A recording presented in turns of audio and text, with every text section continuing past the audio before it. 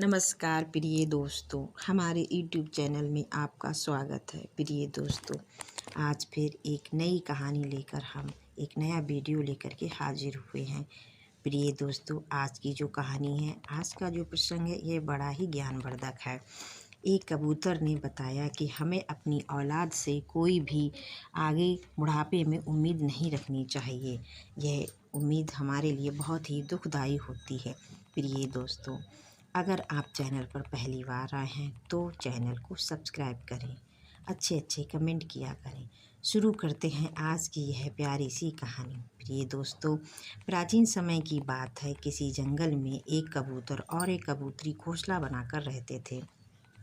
वह दोनों पति पत्नी एक दूसरे से बड़ा ही प्रेम किया करते थे।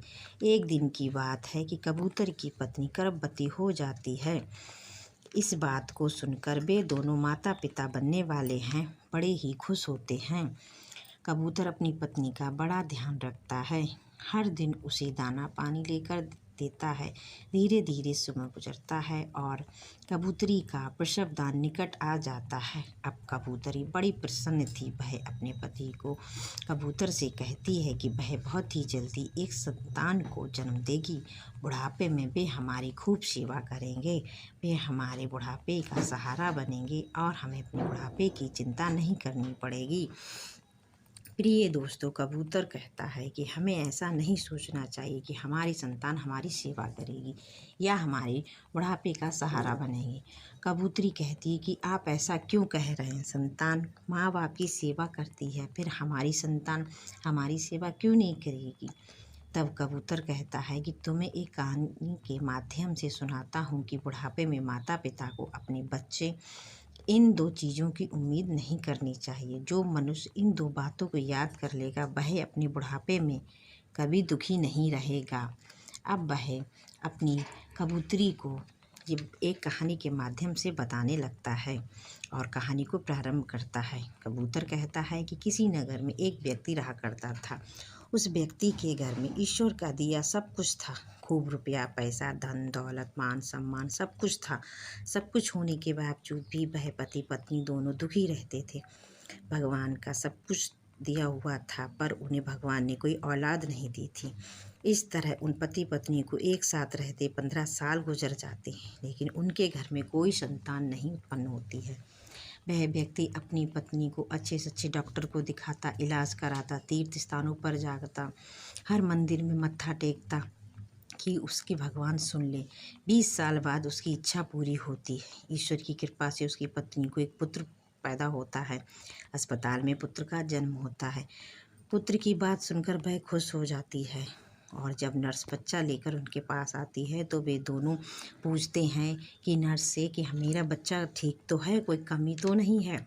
यह बात सुनकर नर्स कहती है कि तुम्हारा पुत्र बहुत ही सुंदर है और स्वस्थ है, पर उसके एक आँख नहीं है। यह बात सुनकर के बेटे की एक आँख नहीं है, वह आँख से काना है। अपने पुत्र को सीने से लगाती है, कहती है कोई बात नहीं, एक आँख नहीं है, एक आँख तो ठीक है, जैसा भी है मेरे दिल का टुकड़ा है। दुनिया का सबसे सुंदर मेरा पुत्र है। यह बात सुनकर डॉक्टर भी वहाँ आ जाती है और उनकी भी आँखों में पानी आ जाता है।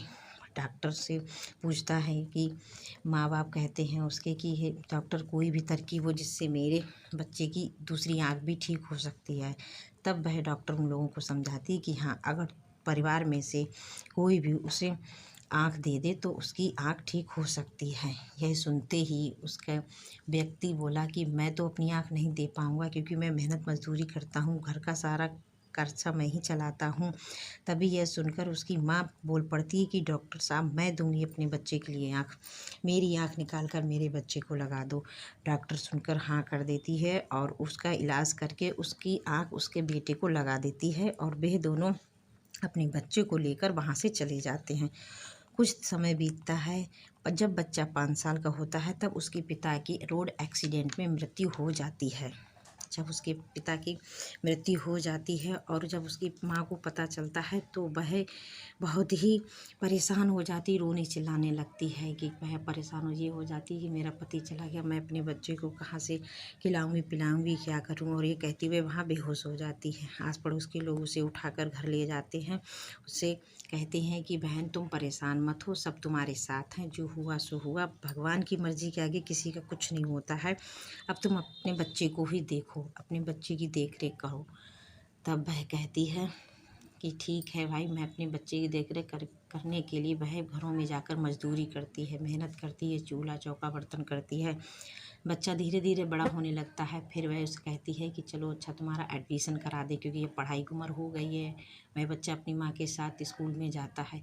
स्कूल में जाता है, प्रिंसिपल उसकी हालत को देखते हैं कि इसकी माँ की हालत तो बहुत ही ख़राब है, ये बच्चे को कैसे पढ़ाएगी। वो कहते हैं प्रिंसिपल कि तुम अपने बच्चे का एडमिशन कहीं प्राइमरी स्कूल में करा दो, यहाँ का खर्चा बहुत है, तुम खर्चा नहीं झेल पाओगी। पर उसकी माँ कहती है कि मैं मेहनत मजदूरी करूँगी, दिन रात एक कर दूँगी, पर अपने बच्चे को पढ़ाऊँगी। तो प्रिंसिपल पर वह दया करते हैं और प्रिंसिपल दया करके उस बच्चे को एडमिशन दे देते हैं। उसकी माँ वहाँ से उनका बहुत बहुत धन्यवाद करती हुई चली जाती है। उसकी माँ अपने बच्चे को रोज़ छोड़ने आती है। कुछ दिन बाद वहाँ के बच्चे जो थे उस बच्चे का मजाक बनाते हैं कि इसकी माँ तो कानी है, ये अपनी कानी माँ के साथ आता है। उस बच्चे को बहुत ही बुरा लगता है। वह अपनी माँ से कहता, माँ तुम मेरे साथ नहीं चलोगी, क्योंकि सारे बच्चे मेरा मजाक बनाते हैं। उसकी माँ को बहुत बुरा लगता है ये बात सुनकर, पर वो कहती ठीक है बेटा, तुम्हें बुरा लगता है, तुम्हें बाहर से ही छोड़ दिया करूँगी, तुम अंदर चले जाया करना। वो कहता है ठीक है। धीरे धीरे समय बीतता है, वो बच्चा पढ़ाई करते हुए और ऊँची क्लास में जाता है। उसकी माँ बहुत ही मेहनत मजदूरी और करने लगती है, दिन रात एक करती है, चूल्हा चौका करके जैसे तैसे पैसे जोड़ जाड़ कर उस बच्चे की पढ़ाई की पूर्ति करती है। थोड़े दिन बाद वह बच्चा विदेश चला जाता है और वहाँ वह डॉक्टर बन जाता है। जब वह डॉक्टर बन जाता है तब वह अपनी माँ के लिए एक दिन चिट्ठी लिखता है। चिट्ठी में लिखता है कि माँ, मैं बहुत बड़ा डॉक्टर बन गया हूँ और मैं बहुत ही पैसे वाला हो गया हूँ, तुम अपनी चिंता मत करना। माँ, मैंने यहाँ पर एक लड़की से शादी कर ली है। माँ ने जब पत्र में यह सुना, पढ़ा कि उसने शादी कर ली है, उसके आंखों से आंसू बहने लगे और वह मन ही मन में सोचने लगी कि मैंने सब कुछ किया अपने बच्चे के लिए, इतने दिनों से देखा तक नहीं है अपने लाल के लिए, और उसने तब तो वहाँ शादी भी कर ली। और वह अपने पत्र को सीने से लगाए हुए रात में वहीं पर सो जाती है भूखी प्यासी। सुबह उठती है, फिर वह मन में सोचती कि अब तो मेरा बेटा अपनी पत्नी लेकर मुझे ज़रूर लेने आएगा, लेकिन उसका बेटा ना आता है, ना ही वो अपनी पत्नी को लाता है। थोड़े दिन बाद उसे खबर मिलती है कि उसके बेटे के एक पुत्र हुआ है। वह बहुत ही खुश होती है और वह जैसे तैसे पैसों का इंतज़ाम करके विदेश जाती है। घर का पता पूछती है और घर के अंदर ही वह घुसती है तो देखती है कि एक पालना है, पालने में एक बच्चा खेल रहा है। उसकी माँ किचन में काम कर रही होती, उसका बेटा जो डॉक्टर है वो अंदर रूम में बैठा अपना काम कर रहा होता है। वह जाती है, जैसे ही उस पालने के पास जाती है, उस बच्चे को अपने गोद में ले लेती है। गोद में उठाते ही बच्चा रोने लगता है। उसकी माँ किचन से निकल के आती है और चिल्लाने लगती है, क्योंकि उसकी माँ की हालत जो थी, फटे कपड़े, काली कलूटी, एक आँख नहीं थी, वह देखकर डर जाती है और चिल्लाना शुरू कर देती है। चिल्लाने की आवाज़ सुनकर उसका बेटा डॉक्टर भी बाहर निकल आता है। उसकी माँ कहती है, अरे बेटा, ये तो मेरे बेटे का बेटा है, मैं इसे गोद ले सकती हूँ, लेकिन उसका बेटा पहचानने से इनकार कर देता है। वह अपनी पत्नी से कहता, पता नहीं कौन है, मेरी माँ नहीं है ये। ये बात सुनकर उसकी माँ को बहुत ही खराब लगती है और बहुत ही वह सोचने लगती है मन ही मन में कि ये क्या, जिसके लिए मैंने सब कुछ किया वो मुझे पहचान तक नहीं रहा है। फिर वह वहाँ से चली जाती है और पास में ही चपरासी बैठे हुए होते हैं, उनके पास जाती है। चपरासी उस कहती है, मुझे एक पेन और एक कागज़ दे दीजिए। चपरासी को तो पता होता है कि यह डॉक्टर साहब की माँ है। वो उन्हें ला करके एक पत्र और पेन दे देते हैं और वह अपने पत्र में सब कुछ लिखती है। थोड़ी देर बाद कहती है कि बेटा, मुझे प्यास लगी है। वह चपरासी पानी लेने जाता है, देखता है आकर तो वह पानी पीने के बजाय वह देखता है कि उस बुढ़िया ने अपनी साड़ी से फांसी लगा ली है और वह लटकी हुई है। वह चिल्लाना स्टार्ट कर देता है। चपरासी जब चिल्लाता है तो उसके लड़का बहू सब बाहर आ जाते हैं। लड़का अपने सिर पर हाथ रखकर रोने लगता है और कहता है, मेरी माँ, ये आपने क्या कर दिया, आपने फांसी क्यों लगा ली।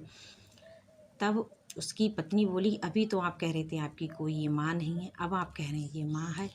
वह बोला कि मैंने इसलिए अपनी माँ से झूठ बोला था कि वह माँ मेरी नहीं, कही तुम मुझे छोड़ ना दो। ये सुनकर उसकी पत्नी ने उस बुढ़िया की लटकी हुई लाश के हाथ में एक पत्र देखा था।